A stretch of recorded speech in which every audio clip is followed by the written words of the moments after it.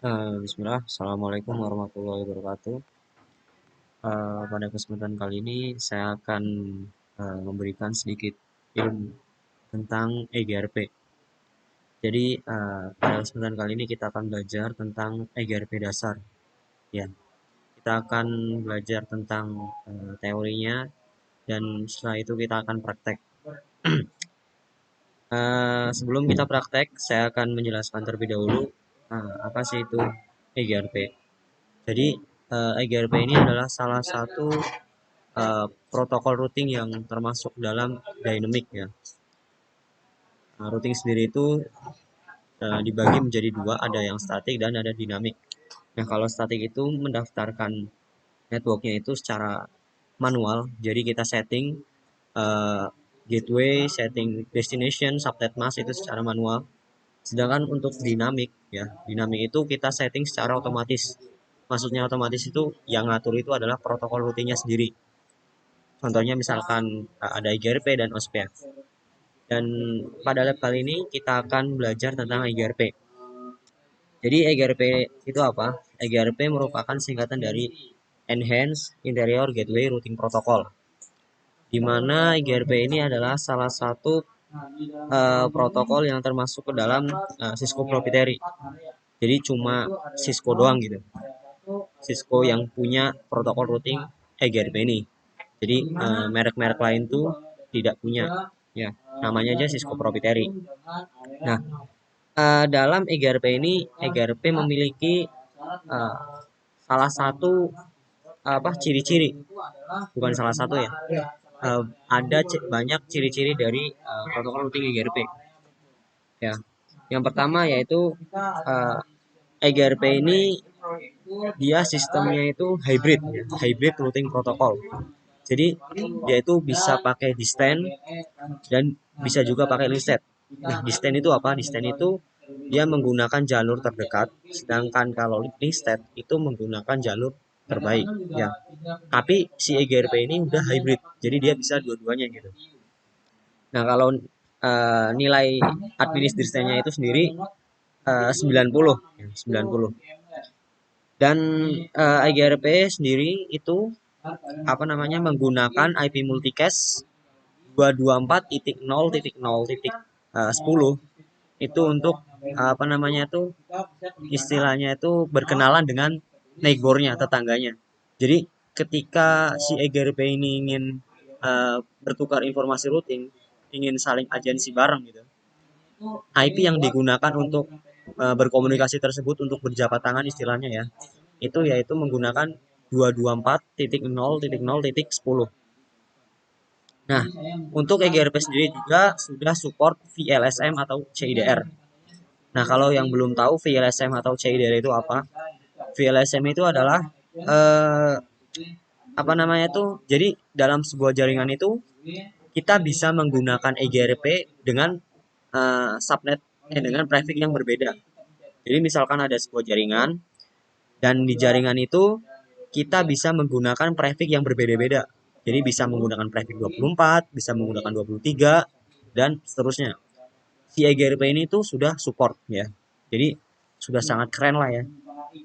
Nah, EGRP juga support IP versi 6 ya. Dan EGRP ini banyak orang yang bilang kalau EGRP ini adalah eh, apa namanya protokol routing yang rich metric atau kaya dengan metrik ya. Metrik itu apa? Jadi metrik adalah perhitungan suatu jalur dalam dinamik routing. Itu yang disebutkan, itu yang dimaksud dengan metrik ya. Nah, si GRP ini tuh rich metric, kaya dengan metrik, kaya metrik gitu. Ya. Ada bandwidth, ada delay, ada load, reliability dan MTU ya. Jadi dia banyak ya, ada 5 ya. Dan EGRP ini tuh dia very fast konvergensi ya. Jadi dia prosesnya itu proses agensinya, proses saling tukar informasinya itu sangat cepat gitu. Jadi total waktu uh, bertukar informasinya itu sekitar uh, untuk EGRP sendiri 5 detik. Dan itu sudah bisa dibilang sangat cepat lah ya. Nah, di EGRP sendiri itu support yang namanya equal dan unequal load balancing. Jadi equal dan unequal itu apa? Equal itu adalah kondisi di mana nilai metriknya itu sama, ya.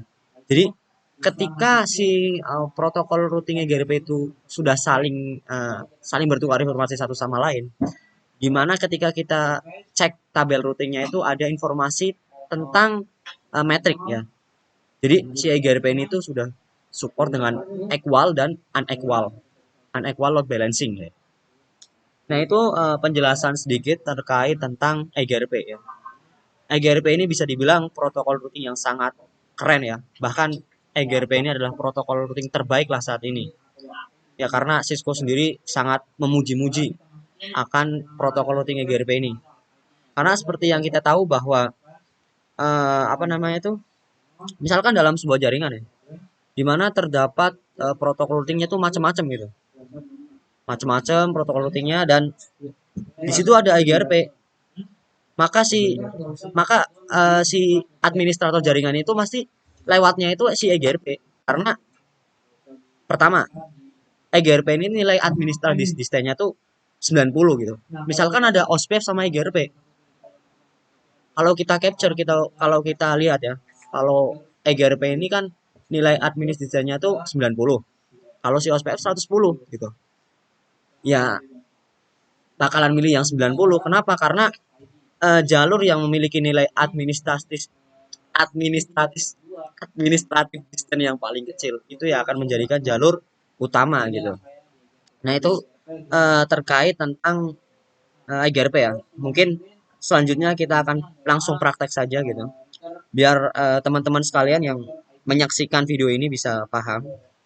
Jadi kita akan mempraktekkan lab EGRP dasar ini di VMware, ya.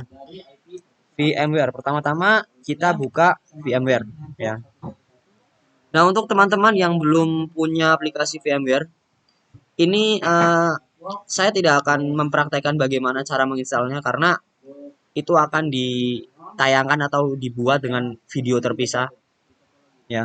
Jadi di sini teman-teman sebenarnya bisa pakai apa? Pakai GNS juga bisa. Yang intinya itu aplikasi simulator lah, simulasi gitu. Dan di sini kita akan menggunakan EV, ya. Oke.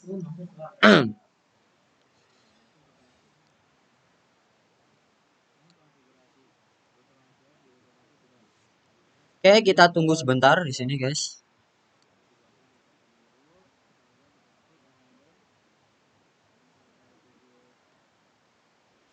Oke, di sini jadi si VM, jadi kita buka simulasinya itu pakai EV. Tapi EV-nya itu kita jalanin di VMware gitu, guys. Ya. Dan ini sebenarnya aplikasi sedikit berat, tapi di dalam aplikasi ini kita bisa setting RAM-nya berapa gitu. Jadi kalau default-nya itu tuh 8, tapi kita bisa setting lebih kecil lagi.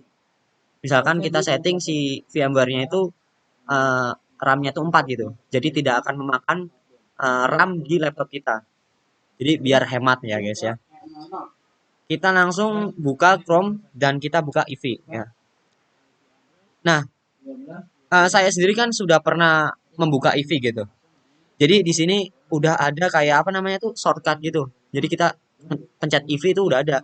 Tapi kalau teman-teman yang belum pernah gitu, belum sama sekali belum pernah menggunakan EV gitu, harus klik IP ini nih, IP 192.168 di search bar browser gitu.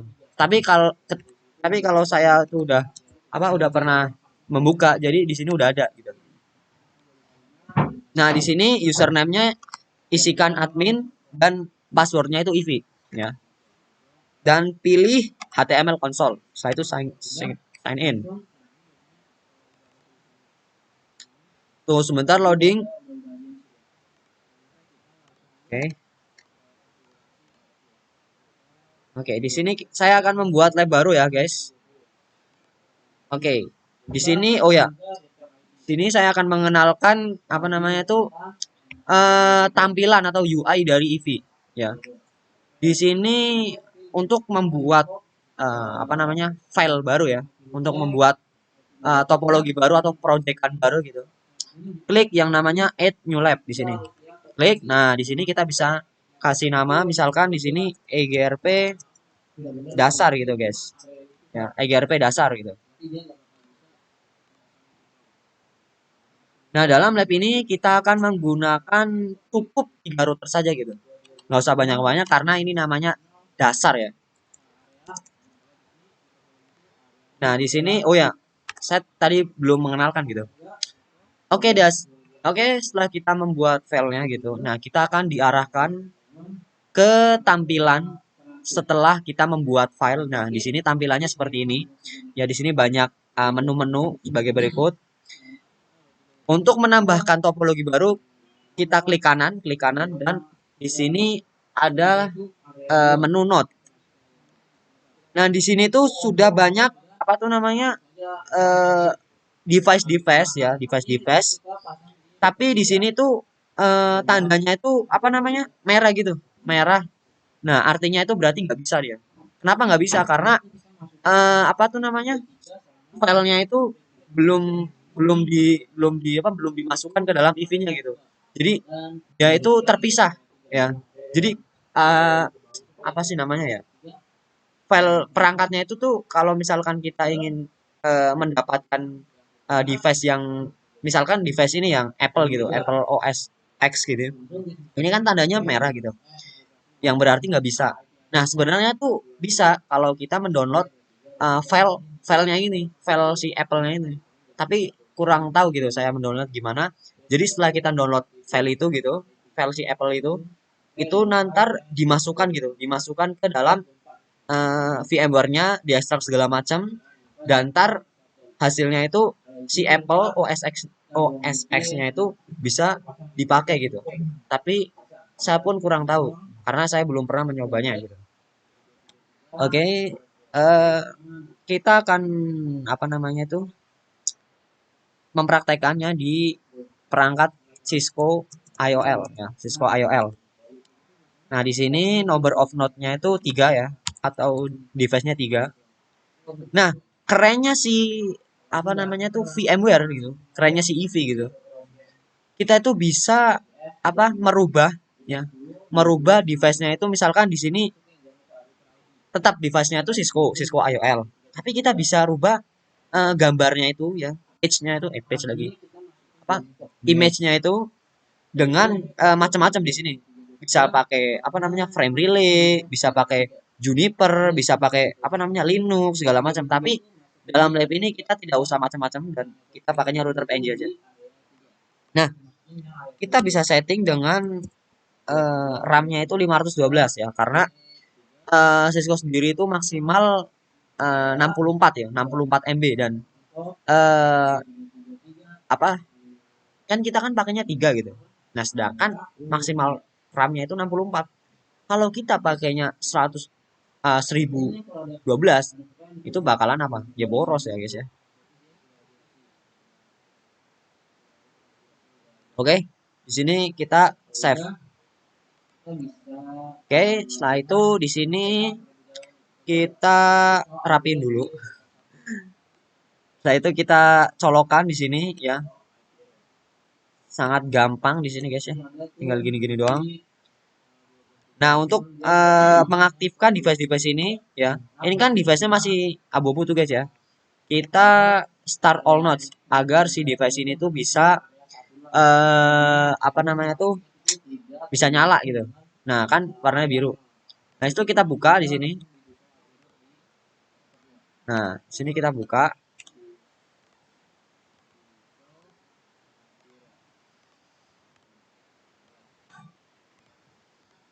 Oke, seperti ini guys.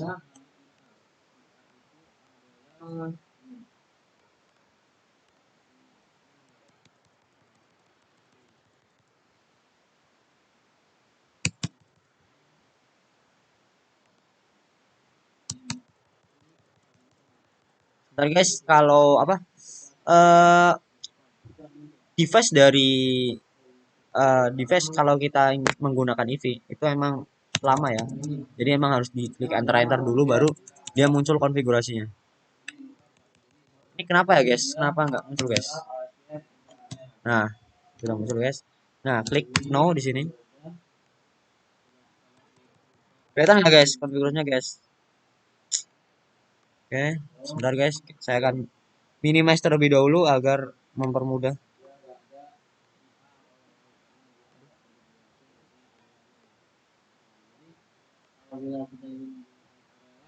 Nah, di sini tampilannya kayak gini. Kita akan memulai mengkonfigurasi pada router 1, oke? Di sini seperti biasa ya, seperti ya teman-teman udah pada tahu sih. Tahu lah ya karena eh, ini adalah konfigurasi dasar. Seperti biasa enable konfigurasi terminal. Kita setting hostname-nya router 1 R1. Setelah itu kita pasang IP address-nya ya, interface, dan ingat tetap sesuaiin gitu. Sesuaiin interface yang terpasang di router 1. Jangan sampai interface yang dipasang di R1 itu E0-0, kita masangnya malah E01 gitu. Jadi harus tetap diperhatikan, guys. No shutdown, yaitu IP address 12.12.12.1 255 255 255.0. Itu kita pasang interface loopback IP address. Nah, setelah kita pasang IP loopback, nah setelah itu kita pasang EGRP-nya ya. Oh ya, saya belum menjelaskan dalam EGRP itu eh, ada yang namanya itu istilah autonomous system number. Jadi autonomous system number ini itu adalah bisa dibilang nomor unik ya, nomor unik yang dimiliki oleh ISP tertentu. Biasanya eh, nomor ini tuh digunakan apa namanya tuh di ISP tertentu. Misalkan si Telkom ya, Telkom, ISP gitu. Telkom ini tuh punya yang namanya tuh autonomous system ya. Yang mana nomor autonomous system itu tuh nantinya eh, akan digunakan untuk protokol routing gitu. Jadi kayak contohnya misalkan EGRP ini ya. Jadi kita kita daftarin nomor autonomous system ini di routingnya EGRP. Nah, jadi ya kayak gini lah ya. Router EGRP 10 gitu misalkan. Nah, 10 ini itu menandakan autonomous system gitu.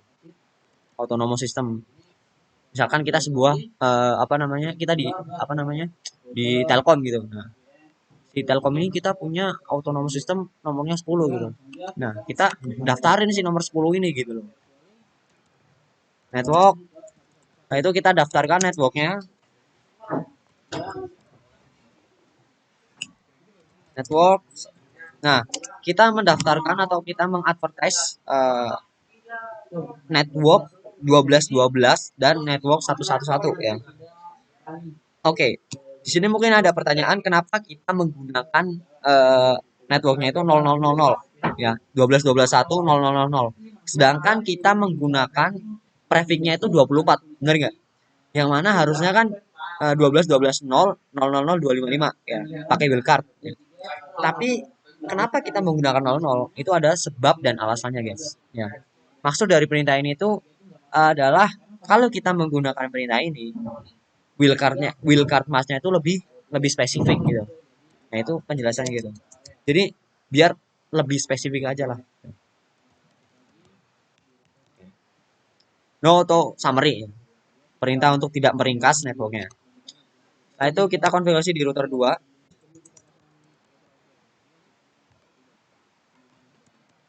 Tunggu sebentar guys. Agak lama. Oke, seperti biasa enable config hostname R2 interface /0 no shutdown IP address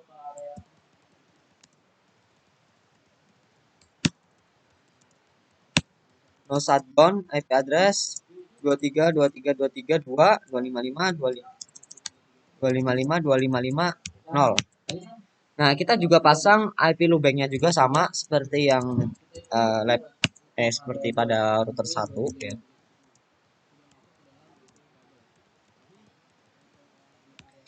Nah, selanjutnya kita pasang router EGRP-nya lagi. Dan ingat ya, dalam mengadvertise protokol routing EGRP ya, kita itu nomornya itu harus sama. Yang tadi kan router 1 10 ya. Di router 2 juga 10 juga ya, karena autonomous sistemnya itu harus sama. Kenapa harus sama? Karena kalau berbeda dia tidak bisa terhubung gitu.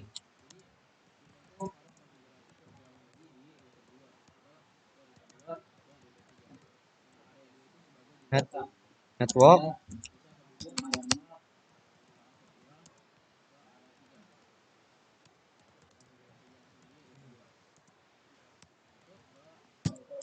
no auto summary. Nah, the last router ya, yaitu router 3 ya, router terakhir yang akan kita config. Biasa klik no ya. Sebenarnya sama aja sih kalau misalkan kita gunain di apa namanya, Cisco Packet Tracer dan VMware di EV gitu, di simulator gitu. Ya bedanya mungkin kalau di sini tuh kayak feel-nya itu rasanya kayak real gitu ya, kayak real ya. Real device gitu. Kalau di apa namanya, kalau di Cisco Packet Tracer kan ya apa sih, kayak bosan aja gitu kan feel-nya. Nah kalau pakai si EV ini ya feel-nya enak gitu, kayak ngonfig secara real gitu, kayak udah jadi network engineer secara resmi gitu. Host R3 router 3, no shutdown, IP address 23.23.23.3 255.255.255.0. Dan kita pasang IP loopback-nya juga. Oh ya, untuk yang belum tahu IP loopback itu apa? IP loopback itu adalah ya IP private ya, IP private. Jadi ini tuh IP yang IP bukan IP fisik ya, IP private. Nah, kenapa kita gunain IP loopback ini di apa namanya, router EGRP? Buat apa sih gitu? Jadi kalau digunain di EGRP ini untuk identitas ya, buat identitas dari router EGRP. Nah, tapi berbeda tuh dengan routing OSPF. Tapi kita tidak membahas OSPF ya. Kita akan lanjut EGRP aja.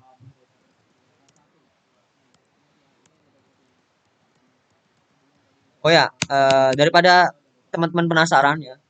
Jadi kalau misalkan di apa, OSPF itu IP loopback itu biasanya digunakan buat router ID ya, router ID di OSPF.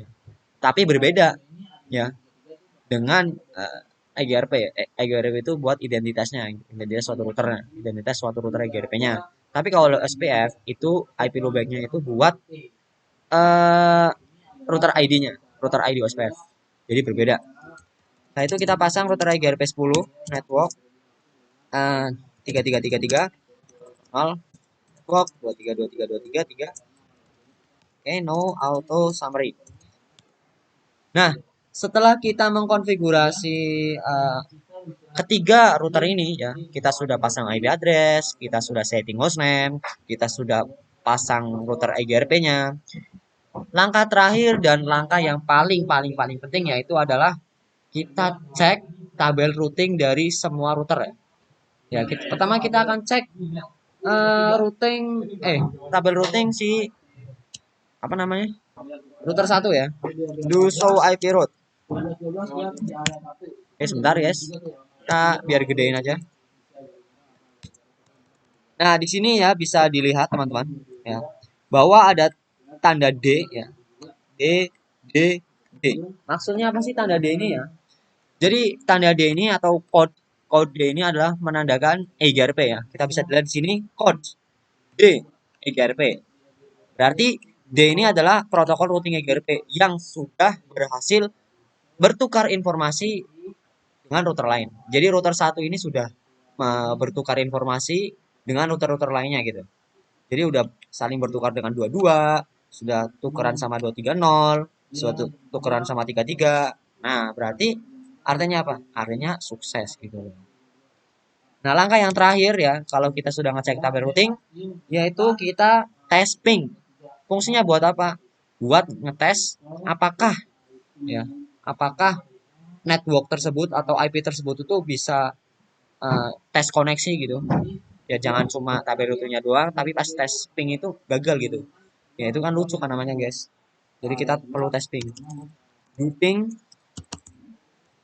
222. Nah bisa dilihat ya artinya sukses rate 100%. kita di ini lagi juga. Nah, sukses rate is 100%. Ya berarti artinya EGRP ini sudah berjalan dengan baik gitu guys. Ya, mungkin ini saja dari saya ya. Kalau teman-teman yang apa namanya tuh masih kebingungan tentang EGRP ini bisa menghubungi saya di email mungkin atau di LinkedIn gitu ya. Ya, mungkin itu saja dari saya. Kurang lebihnya mohon maaf. Assalamualaikum warahmatullahi wabarakatuh.